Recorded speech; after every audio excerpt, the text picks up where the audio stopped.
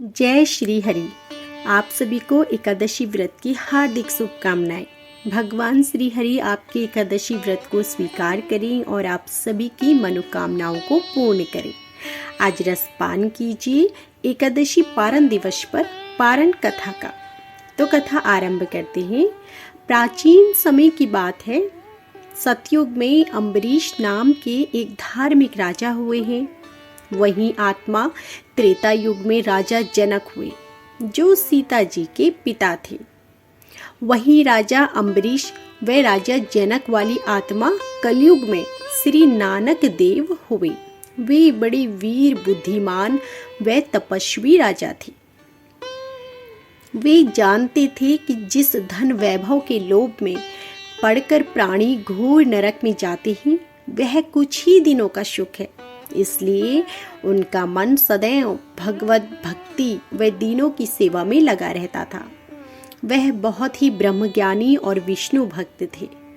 वह भगवान विष्णु की कथाएं सुनते और मंदिरों में दर्शन करने जाते। राजा अम्बरीश भक्ति को प्राथमिकता देते थे। उसके लिए अन्न जल का संयम रखते थे और मन में भगवान विष्णु की भक्ति में लगे रहते थे। विष्णु भक्ति के आगे वह घर, स्त्री, पुत्र, धन धान्य सब कुछ तुच्छ समझते थे।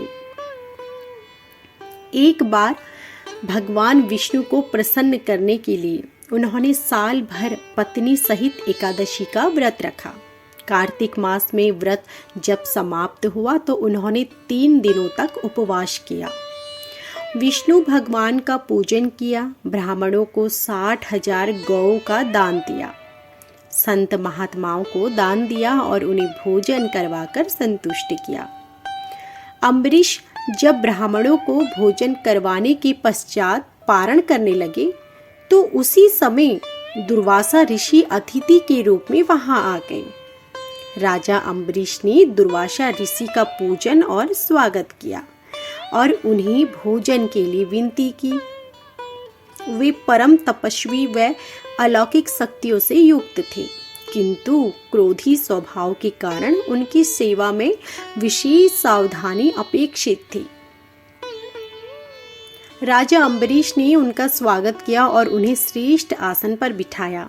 तत्पश्चात दुर्वासा ऋषि की पूजा करके उसने प्रेम पूर्वक भोजन ग्रहण करने का आग्रह किया। दुर्वासा ऋषि ने उनका आग्रह स्वीकार कर लिया, किंतु भोजन से पूर्व नित्य कर्मों से निवृत्त होने के लिए वे यमुना नदी के तट पर चले गए। वे परब्रह्म का ध्यान कर यमुना के जल में स्नान करने लगे। उधर द्वादशी केवल कुछ मुहूर्त ही में रह गई थी, जिस मुहूर्त में पारण करना आवश्यक था, नहीं तो राजा का व्रत निष्फल हो जाता। राजा अम्बरीश दुविधा में पड़ क्यों दुर्वासा ऋषि अभी वापस नहीं आए थे।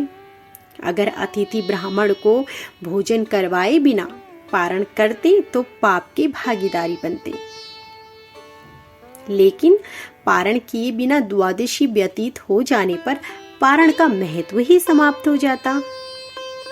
और वह स्वयं को धर्म संकट में देख राजा अम्बरीश अन्य ब्राह्मणों से परामर्श करते हुए बोले, हे मान्यवरों, ब्राह्मण को बिना भोजन करवाए स्वयं खा लेना और द्वादशी रहते भोजन ना करना दोनों ही मनुष्यों को पाप का भागी बनाते हैं। इसलिए आप इस समय मुझे ऐसा उपाय बताएं जिससे कि मैं पाप का भागी ना बन सकूं। ब्राह्मण बोले, हे राजन, शास्त्रों में कहा गया है कि पानी भोजन करने के समान है और नहीं भी है। इसलिए इस समय आप जल पीकर द्वादशी का नियम पूर्ण कीजिए। यह सुनकर अम्बरीश ने जल पी लिया और दुर्वासा ऋषि की प्रतीक्षा करने लगे। जब दुर्वासा ऋषि लौटे तो उन्होंने अपनी तपोबल से जान लिया कि अम्बरीश भोजन कर चुके हैं। अतः वह क्रोधित हो उठे और कटु स्वर में बोले, हे दुष्ट अम्बरीश, तू धन के मद में चूर होकर स्वयं को बहुत बड़ा मानता है।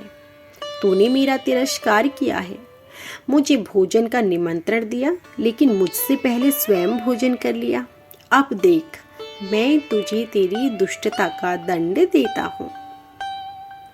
क्रोधित दुर्वासा ने अपनी एक जटा उखाड़ी और राजा अम्बरीश को मारने के लिए एक भयंकर और विकराल कृत्या उत्पन्न की।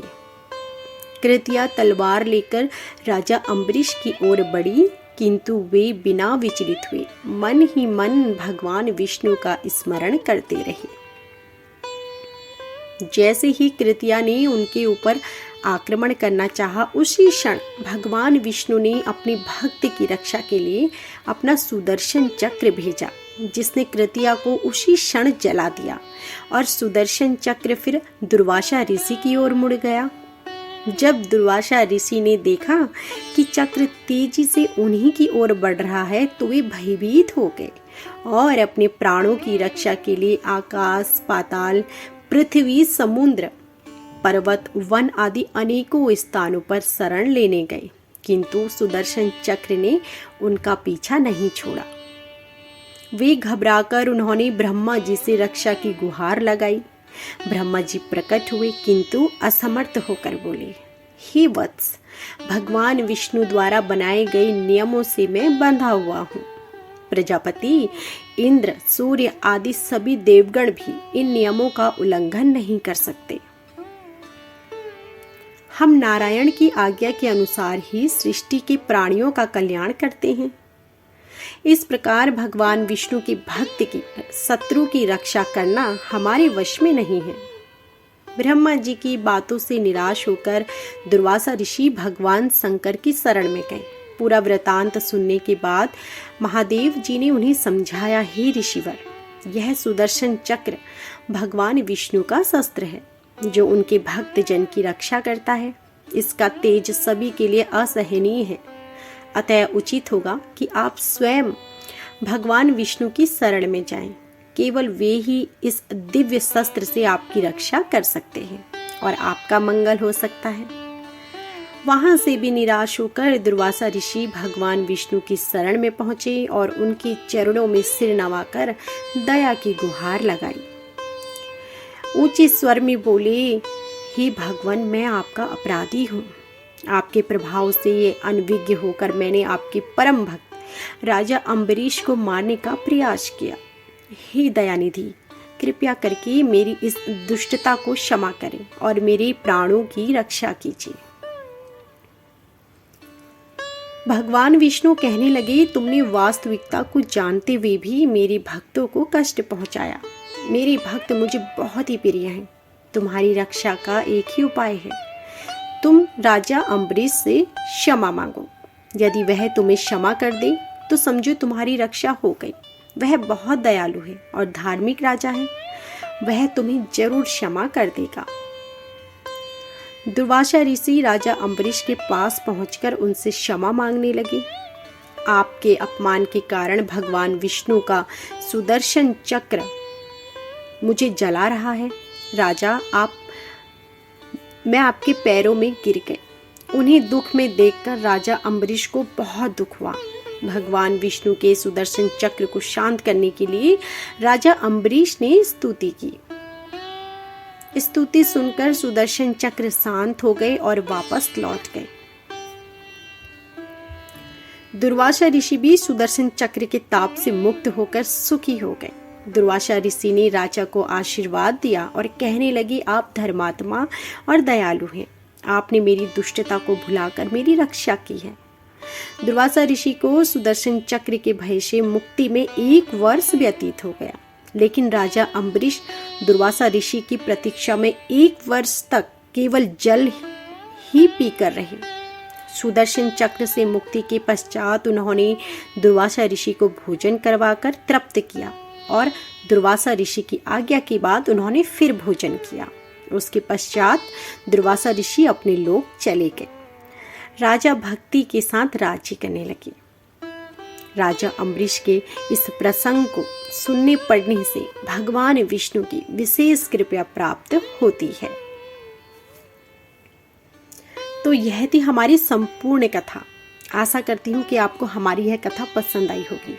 यदि आपको हमारी यह कथा पसंद आई हो तो हमारी वीडियो को लाइक करें, वीडियो को ज़्यादा से ज़्यादा शेयर करें और कमेंट करें। और यदि आप हमारे चैनल पर नए हैं तो चैनल को सब्सक्राइब कीजिए और बेल आइकन दबाएं, जिससे कि आगे भी ऐसी ही कथाएं प्रस्तुत होते ही आपको मिल सके। आप सभी का धन्यवाद।